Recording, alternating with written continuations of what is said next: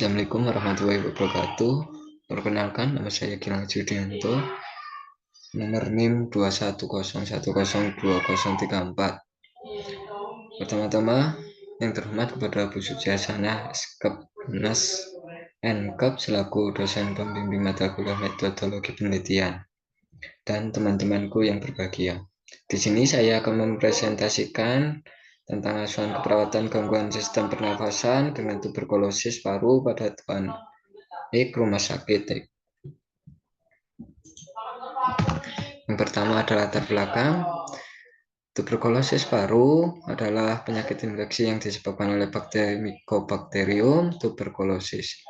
Penyakit ini biasanya menyerang paru-paru, tetapi juga dapat mempengaruhi organ lain dalam tubuh seperti ginjal, tulang, dan otak. Tuberkulosis paru adalah permasalahan kesehatan dunia yang menjadi perhatian global selama 2 tahun terakhir. Di WHO memperkirakan ada 9,6 juta kasus TB paru di tahun 2014, tetapi hanya 6 juta kasus yang telah dilaporkan.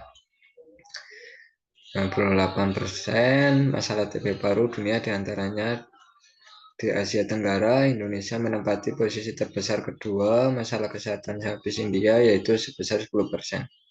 Berdasarkan uraian di atas, peneliti ingin mendapatkan gambaran pelaksanaan asuhan keperawatan pada pasien tuberkulosis dengan masalah gangguan pertukaran gas di rumah sakit. Rumusan masalah berdasarkan latar belakang di atas, maka rumusan masalah dalam karya tulisan saya ini adalah bagaimana asuhan keperawatan pada klien Tuan X dengan tuberkulosis. Untuk tujuan penelitian, yang pertama ada tujuan umum, menggambarkan asuhan keperawatan pada pasien TBC dengan masalah keperawatan gangguan pertukaran gas di rumah sakit. Yang kedua ada tujuan khusus. Yang pertama, penulis mampu melakukan pengkajian keperawatan pada klien tuberkulosis paru.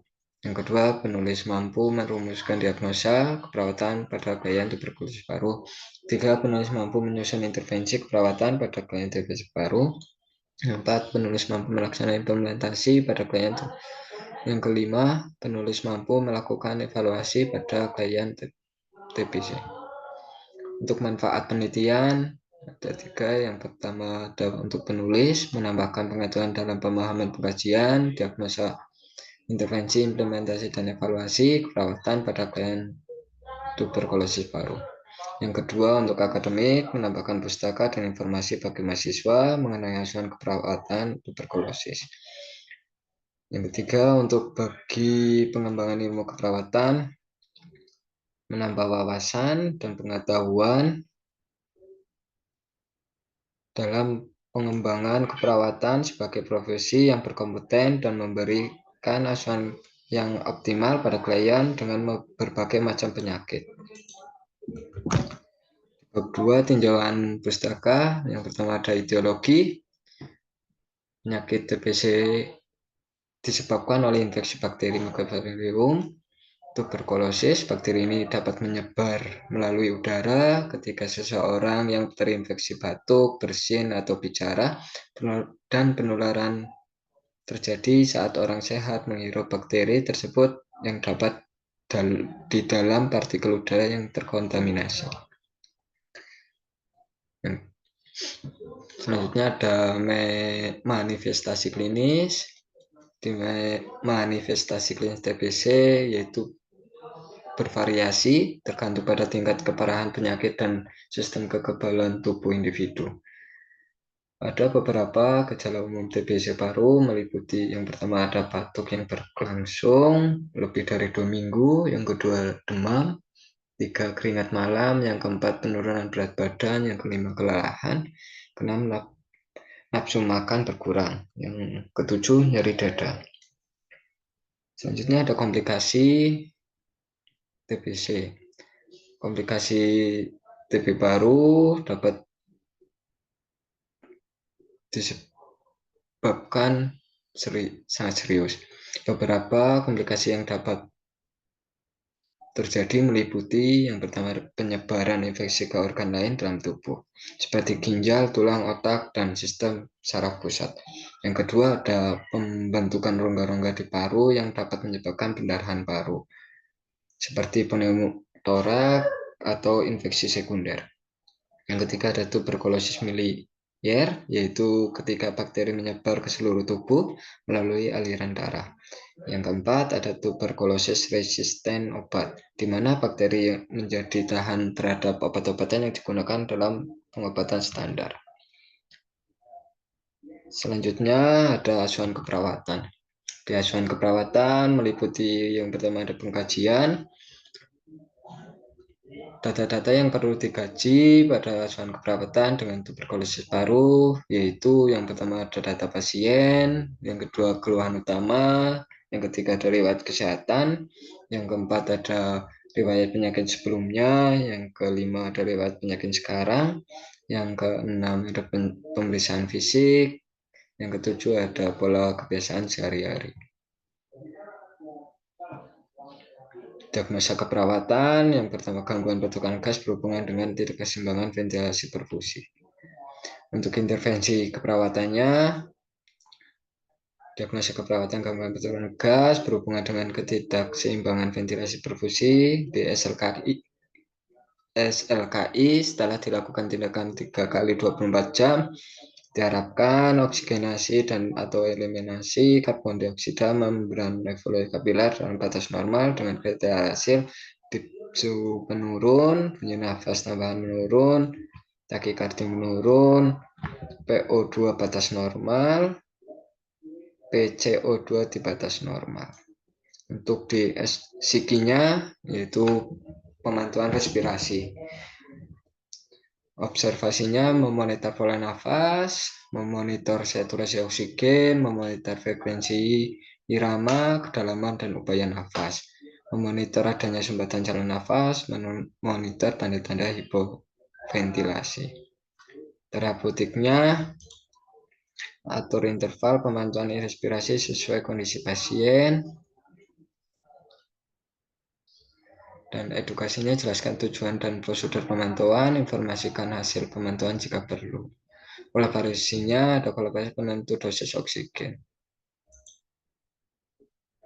Implementasi perawatan dilakukan sesuai dengan intervensi yang dirancangkan tetap berprinsip pada alternatif care dan family care. Salah satu peran perawat yang penting dalam pemantauan respirasi adalah observasi, terapeutik, dan edukasi kepada keluarga pasien meliputi pertama memonitor frekuensi, memonitor pola nafas, memonitor tanda-tanda hipoventilasi, yang keempat ada memberikan posisi semipolar atau Fowler, yang kelima ada kolaborasi penentu dosis oksigen. Selanjutnya ada evaluasi keperawatan dilakukan dengan berpedoman pada luaran yang akan dicapai berdasarkan SLKI. Adapun luaran utama yang diharapkan dalam asuhan keperawatan dengan TBC adalah dipsum menurun, bunyi nafas pertama menurun, takikardi menurun, PO2 di batas normal, PCO2 di batas normal. Untuk bab 3 ada metode studi kasus. Di metode studi kasus yang pertama ada teknik penulisan, lokasi dan waktu penelitian, prosedur penelitian, analisis data dan penyajian data. Terakhir ada etika studi kasus. Pertama ada di mode studi kasus, metode penelitian adalah cara teknik yang digunakan peneliti untuk melakukan penelitian. Metode penelitian dapat berupa langkah-langkah melaksanakan penelitian dari awal sampai akhir. Metode penelitian menjadi panduan seseorang peneliti untuk melakukan tindakan nyata pada saat melakukan penelitian yang sesungguhnya. Metode yang digunakan dalam penyusunan karya tulis ini yaitu wawancara, observasi, penelitian fisik, dan studi dokumentasi.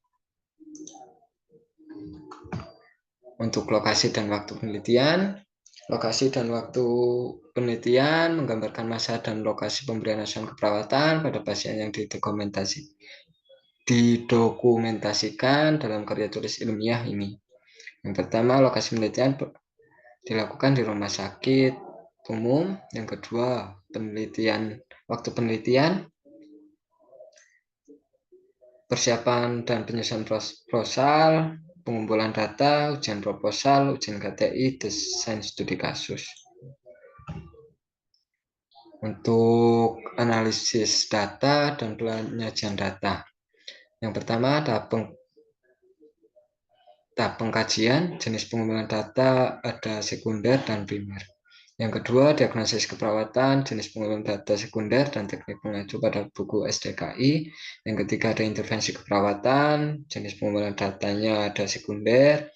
Yang keempat, implementasi keperawatan, jenis pengumpulan datanya ada sekunder primer. Dan yang terakhir, evaluasi keperawatan, jenis pengumpulan datanya adalah sekunder. Untuk etika studi kasus, dalam studi kasus ada 4. Yang pertama informed set, yang kedua informed consent, yang ketiga anonymity dan confidential, yang terakhir ada voluntary. Sekian presentasi yang saya bisa sampaikan. Bila ada salah kata atau perkataan yang kurang berkenan, mohon maaf.